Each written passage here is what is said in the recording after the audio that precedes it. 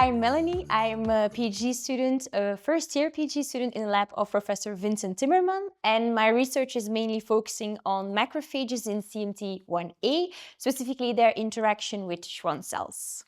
And I just won the poster prize for my presentation. So, I'm Gorka Fernandez, and I'm a fourth-year PhD student from Paris, and I'm also a clinician and neurologist taking care of CMT patients. And I got the oral communication, one of the oral communication prizes. Well, congratulations to both of you. My name is Meghan Drummond, and I'm the Vice President of Research and Development for the CMT Research Foundation. So what are the new strategies or new perspectives for young researchers who want to stay in the CMT field? So I think that there's a lot of opportunities for young researchers who want to stay in the field of CMT. So specifically postgraduate, there's a number of options. And this is true of the field of CMT research, but I think it's also true of most of science, right? Is that if you find in yourself that you really love the bench, then there's lots of opportunities to continue bench work beyond your PhD and during your training. And one of the things to really think about is, what are the things I know now and what are the things that I'm good at? And start to think proactively about where I want to be next. And so if where you want to be next is slightly adjacent to where you are now or with a different skill, then you can start to think about what labs could that be in.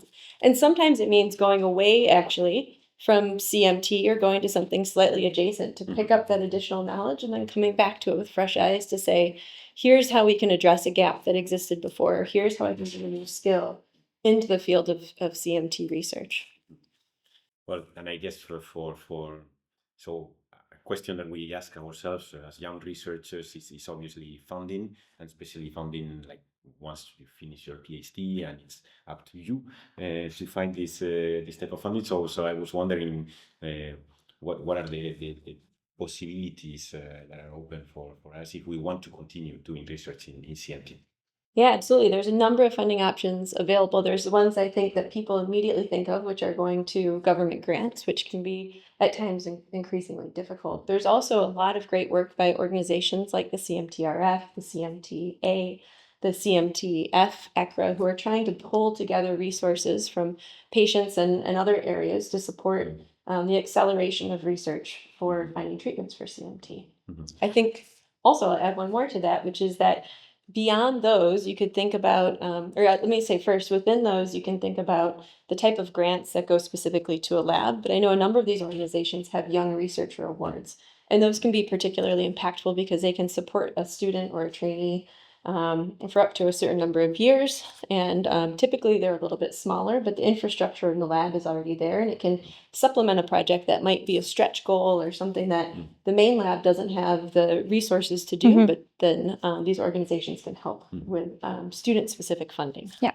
And what about going abroad? Because often for funding agencies, it's a requirement, but also, of course, to stimulate the exchange of new sciences. Are there also their opportunities?